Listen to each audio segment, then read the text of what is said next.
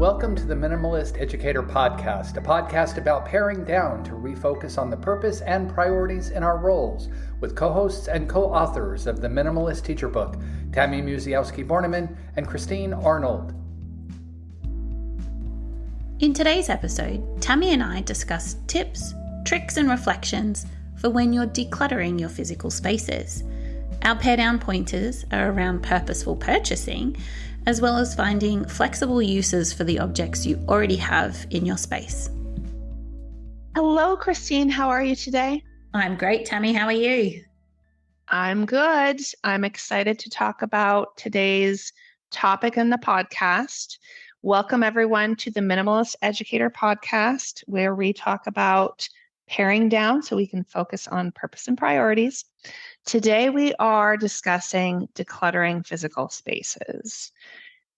And I do know, Christine, that this causes many people, particularly educators, some stress, is when we have a bunch of stuff in our rooms. And sometimes just having it in there is fine. Shove it in the cupboards and shove it in wherever. But then when we know we have to do some cleaning, like that's kind of stressful. Yes, definitely. Beginning of the year, end of the year, this comes up a lot, doesn't it? It sure does. I just want to just share before we start. I remember teaching in New York. I was in two different classrooms in the school I was at over the 8 years. And I remember moving into the second room with my co-teacher at the time. She was really organized, so we got along great in that way. But I do remember having some cupboards with stuff that was in there for quite some time. It wasn't a lot of stuff, but I do remember even how just what was in there, I couldn't quite always close the doors. And that really bothered me. It bothered me so much. It's popped open a little bit because of this type of paper didn't quite fit in there, and it just drove me crazy, which sounds like such a minuscule thing. But when you need to operate in a space with a lot of students, and you want to maximize the learning space for them, like those kind of things, I don't want to worry about because, I want to have the space for them and not just shove stuff in a cupboard. Anyway, absolutely. And I think, we've spoken before about the impact that it has on people to have clutter that is, we all have different levels of comfort with clutter, but as soon as you've hit that point for you and you've gone beyond it, it can be very distressing and upsetting for people, and they can't focus on other tasks because the clutter is bothering them so much. We've seen research about how, unfortunately, for women, and as we get older, it seems we get more and more sensitive about it. At home as well as in the workplace as well. So, unfortunately, there's a lot of women in teaching. So, I think it is a big thing for us to talk about. Yeah, for sure. Just thinking about the emotions that we have going into a space, right? So I often think about how I would walk into that classroom and feel some stress because there's a lot of stuff going on in there. Plus, and without the kids even in it yet, but just all the stuff that was in there. And then the different feeling I would have going into other teachers' classrooms that maybe had less stuff in there. And just had, it sometimes felt a little bare maybe, but when I think back, I'm like, that was probably better for the students because they had a little more space. There wasn't so much visual clutter, things blocking areas in which they could work. And so if I could go back, there'd definitely be some things that I would do differently in that classroom for sure. And then I also think about how, I want to feel good going into a space and not stressed out. And so how did my students feel coming into the classroom if I was stressed out? So, For sure. There's such an emotional maybe attachment, I guess, to spaces, right? And how, like, when I would leave school and go home, sometimes we just have that relief, right? Like, it's like, okay, now I'm in like this comfortable space. And to me, your classroom where your kids are, wherever, like your office, even depending what your role is, you should have some sense of feeling good in it and not stress and feeling some comfort and safety. You would hope so, yes. Right. And yeah, so I often think about that a lot, actually, just when people go into spaces, how do they feel and how do I want them to feel? So I guess that kind of takes us into, maybe we want to start by talking about if, if classroom teachers or even people moving into different spaces, like maybe it's you're moving classrooms or you're moving into a new role, like you have a new role this year where you're more administrator, but also teaching. So you're going to be moving spaces. How do we find purpose in the spaces that we're navigating in if we have to move or transition or declutter? I know that's a big question, but I feel like it's a lot to think about. And sometimes I think we don't think about the purpose of our spaces enough. Yeah, I definitely think the triple P can be helpful, thinking about our physical spaces for sure. Thinking about the purpose for each area that we're working in and that the kids are working in, what items we need within that space to meet the purpose. And then finally, what can we get rid of? What can we pare down in order to meet the purpose and the priorities? So as you say, I'm shifting a little bit this year. At the moment, I don't know where I'm going to be. So as soon as you started mentioning that, I was like, well, I don't even know where. Am I going to have a room or just a desk? Am I going to be in a hallway? I don't know.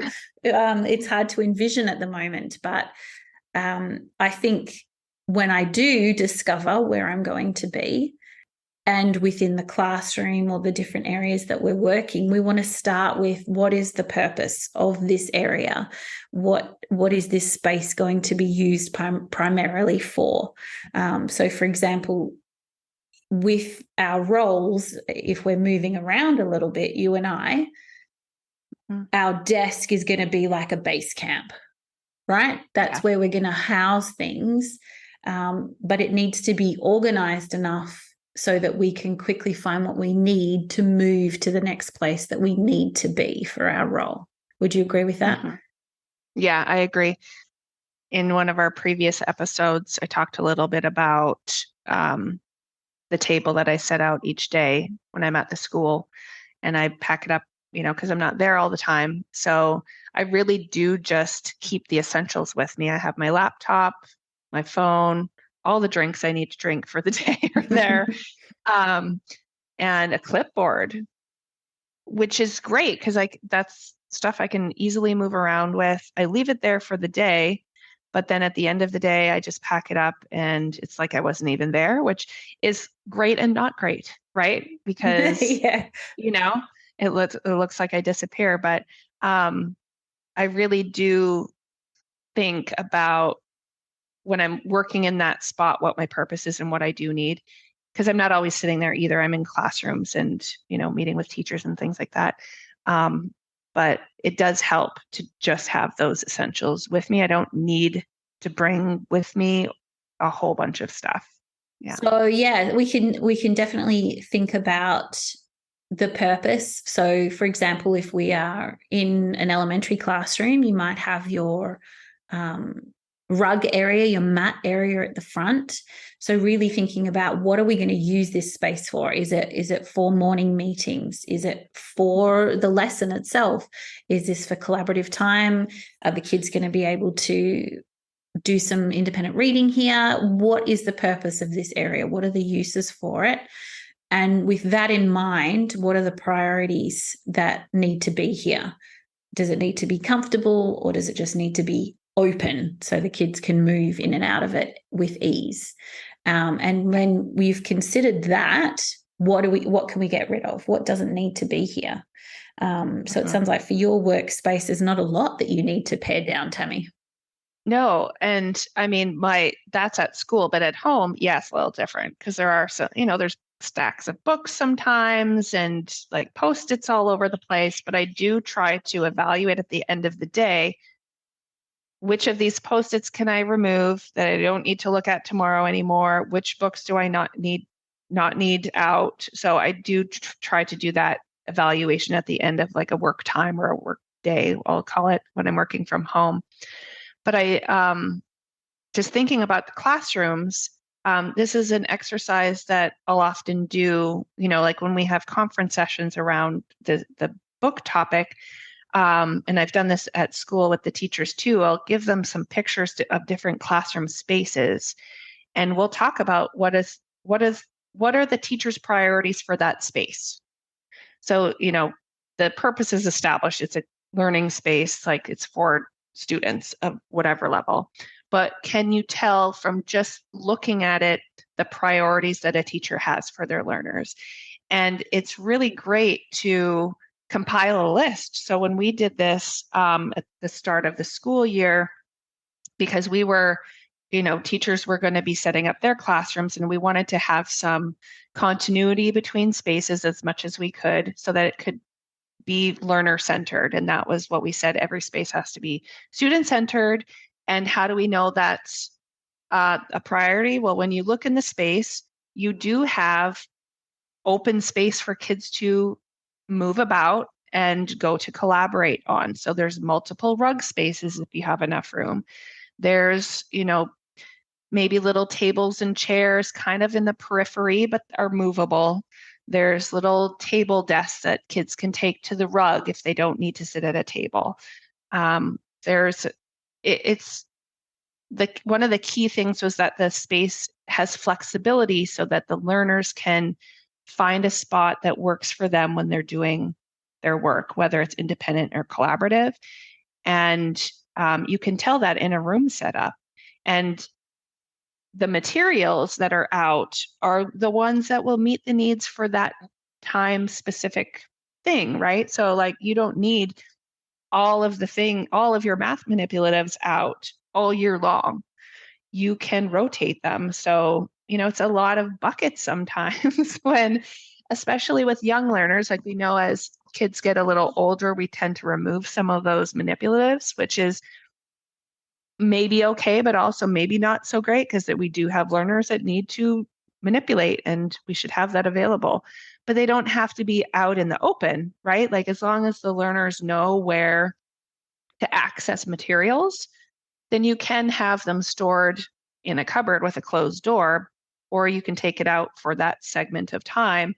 But it really is like very purposeful for what materials are out for that day or week or whatever, right? It depends on units and things like that. But it's a fun exercise to have teachers have a few moments at least to look at some different spaces, right? Because we can be very tunnel visioned into like, this is my room. Mm-hmm. And then sometimes once the years start, you haven't been in someone else's classroom for like 3 months, which is so sad. It is, but it's true. Right? So you don't even get to look, like you walk by them all the time, but you don't even get to go actually look at how people have changed their rooms as time goes on. And that's such a valuable thing to do because there are those classrooms where like, yeah, you get inspired. You want to implement a thing that you see another teacher do. We always talk about how your greatest resource is probably the teacher next door. And so when we have the time to go look at each other's spaces and talk about the priorities within it, is so helpful and impactful. Absolutely. So hopefully people will be able to use the Triple P to help them think about what they need and don't need in the different physical spaces. But I think it would be helpful for us to talk as well about some of the barriers that may come up when people are trying to declutter their physical spaces. And one of the big ones I know is the scarcity mindset. So Yeah. scarcity mindset is when you have experienced in some point of your life, you have had a scarcity of something. So it could be access to food or access to resources, could even be around money. And then that makes you feel more sensitive, more aware of not having that thing again in the future. And this does affect teachers, doesn't it? Because if you've ever had the experience, as many of us have, of being in an under-resourced school where you literally do not have the money for the resources that you need, people can have a scarcity mindset around having physical resources. And that leads to a little bit of, I'm going to keep everything. Doesn't it, Tammy? Doesn't it? Oh, yes, it sure does. I mean, I definitely fell into that habit too. Early on, it was, you wanted to, when I taught in early childhood classrooms, it was, well, this could be useful for this art project or this building or that project over there. And you just kept everything, you held on to everything to the point that it was, you're just filling your spaces with trash. Yeah, it's a hard thing because we do get emotional attachments to things too, right? So it's like you might have taught something, let's say you're teaching third grade for, the sixth year or something, and you really loved teaching this one unit or whatever project in a particular way in the first 2 years, and then you gave it a break or whatever. But if in your sixth year you haven't revisited that project from year 2, you just don't need those materials. So, check in with people if someone else needs them, but they definitely don't need to be in your space anymore. I know that I can't remember who I was just talking to, but they were doing a decluttering process of their school, and they found like the old like carbon copy paper. I forget the name of it, but it's like where people would write on it and then, you press hard and it makes 2 copies. I'm like, yes, how has that survived being in a school building where children still go now? But like, that's old paper. And why is it still there? Unless, of course, people didn't know it was there, which is another problem because it was buried so deep under everything else. I mean, thankfully, it's just, maybe it's going to be a fun thing now, but it's been buried for so long that space, like every school has teacher resource room that's probably totally disorganized, and it becomes a dumbing ground, right? So there might be some maintenance at the beginning where it's like the good intentions are there to like, oh, this is where we're going to house our books and this is where we're going to keep our extra materials. And it either becomes like a lock and key situation so you can never get into it because scarcity mindset, right? Like we got to preserve, we got to keep all those Post-its just in case or all those markers.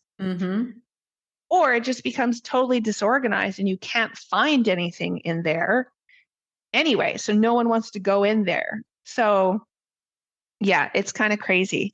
And just thinking about this, and I don't know if it's scarcity or having to use your budget quickly and not being able to think about the resources you're buying. But at the beginning of this school year, depends when you're listening to this, so it would be August 2023. There was a public school in town here that had like a free pickup event, which is like one of the things that we talk about as a thing you can do, right? So if you're taking stuff out of your classroom, you can put it out on a table, but you have to have it out only for a finite number of, or like time. It can be that day or a few days because then you got to get rid of it. But this one school was having one of those events. So they said, only today we're having this free pickup event. And so a couple of the ladies from our school went over to see what they had because we love free if we can get it. Yeah. Although we are very thoughtful about the things that we are acquiring because we have limited space. So the ladies went there to go see what was there. And there was multiple bags of math manipulatives that were unopened. Oh, no. Like bags of pattern blocks, bags of base 10 blocks, all of those precious materials that we use all the time in the classroom, especially in elementary classrooms, unopened, Oh my which was goodness. great for us because we have outdoor classroom and now we have a set that we can keep out there and we don't have to transport the indoor stuff anymore. But that is money. Like, we're thankful to that school that we have acquired that for free, but that was money meant for those children at that school. And yes, it's benefiting our children now, but had they had the time to look at what they had, right, they wouldn't have potentially repurchased kits and things like that. It's hard to watch and see, but it happens all over the world in schools everywhere. Like, we've taught in multiple countries and places. Like, we've seen it everywhere. Mm-hmm. It's Absolutely. crazy. Absolutely. We just cleared out a math cupboard to make space for some new resources. And we found some antiques, let me tell you. Oh, I was looking on, like, for some sort of indication of when they were made. And I found it's like a little flip book about fractions. And it was like 1968, this thing had been made. And it had just, I don't know, been held on to, treasured. I'm not sure. But yeah, it is amazing what gets kept, and what we can find if we're really thoughtful about it and reflective about how we do this and how we purchase, and how we use the spaces and look at the resources.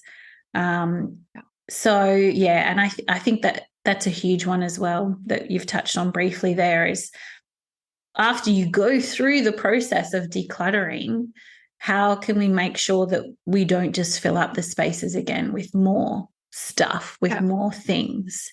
You've got to be really intentional about all of that. Naomi and I, a guest we had on early when we started the podcast, we were talking about math instruction.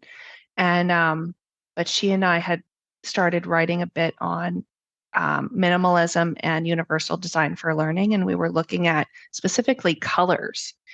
And one of the things that came up in, our article research and things like that was how people are just uncomfortable with white space.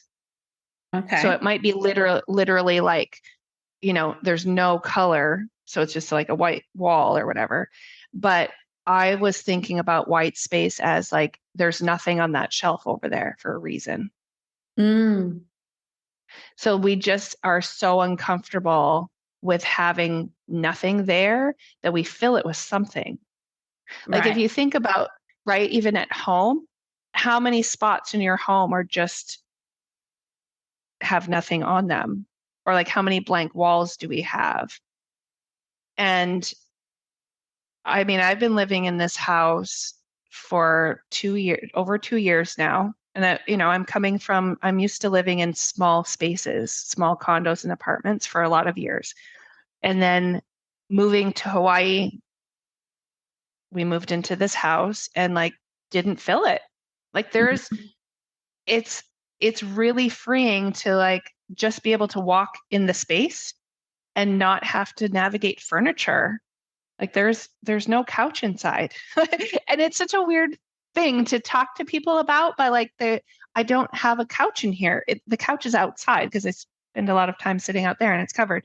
Oh, that's lovely. But like, yeah, and I don't mind just not having things in the space that I'm not using all the time. It's great to have multiple workspaces, though. I'll tell you that. That's been a bonus, because a lot of times living in smaller apartments over, quite a considerable number of years, and then shifting to working at home more was a bit of a challenge, because then you have limited space to, find a quiet spot to work. But having more indoor space for me has been good, because I can have different spots to work, but I haven't filled the spaces. It's literally just, like a chair, or I'm working at the table or whatever. But navigating white space for me has been really refreshing at home. And so when I go into the school and the teachers are, have set up classrooms and things like that, it's fun to go to see how it's just pretty bare at certain times of the year, which feels good. It used to feel weird to me that there wasn't stuff on the walls. But then, over time, I'm like, well, kids' work will get put up there and they can decide what goes up there. But absolutely, in our school, we're in a special school too, so we can't always leave things up on the walls because it's multi-purpose. In classrooms, we have some rock walls, so like you literally can't hang things, which has been kind of great because then we don't have like a bunch of stuff hanging up all the time. We have limited purposeful space to use, and I think that it's really had to like retrain my thinking about the use of wall space too. Absolutely. But you get a rock wall, so that's kind of cool. Yeah, it's pretty cool. It's lava rock, of course. Awesome. Love it. Yeah. Yeah. Well, I think it's just about time for us to do a pare down pointer. Do you have a good tip for everyone around decluttering physical spaces? I think I do. And maybe this is a preventative tip. We talked a little bit about, the pickup event where the school had these unopened resources. And I think that as individual teachers, as well as decision makers at schools, we do need to stop the tide. Like when we're talking about stopping the tide, we need to think about purposeful purchasing so that we are not filling our space with things that we are not going to use and that just get tossed in closets. We do this too as educators. I'm guilty of, I'm going to go to Target because I need a new set of markers and some more Post-its. Do I? Have you checked the drawers? Right. And I know that a lot of us have comfort in a place like Walmart or Target or whatever to get our school, or Staples or whatever to get our school supplies, because we're educators. We love pens and markers and like clips and stuff. Like it's fun stuff. But if we can think about in a previous episode, a few episodes ago, we talked about habits, right? It's a habit that we have where we're spending money that we don't need to spend on things we don't need. And so if we are really thoughtful about the purpose of a space and the priorities we have for it, we're going to save money and time in the long run because we're not filling our spaces with things that we just don't need. Although it does kind of hurt a little bit to miss out on that like stationary trip to Target. I get it. I get it. I think the pare down pointer I'm going to share is, and I think, again, it's something that we've talked about. I think it was on an episode with Nicole that we touched on briefly about having multiple purposes for things. A lot of the education supplier catalogs that you see, the items that are there to purchase are really one and done type items. You can really only use them for one lesson once a year, and they're not multi-purpose. So as much as possible, think about having resources that you can reuse over and over again for different things. And I think Nicole gave the example of just one set of counters that you can use for math, but you can use it for your bingo game. You can use it for your board games. You can, whatever you need to be doing, you can have it for patterns. You can have it for counting. You can do it for area. There's all different sorts of things that you can use it for, but you don't need, it's lovely to have, but you don't need to have a dozen different types of counters. You can have that one set and use it again and again for different purposes. And I think thinking intentionally in that way can really help us declutter. Yeah, absolutely. This was another great discussion, Christine. Thank you so much for your thoughts and your time. I love chatting with you about all things decluttering. Ditto. Until next time. Today's episode was brought to you by Plan Z Professional Learning Services, forward-thinking educator support. Find out more at planzplservices.com.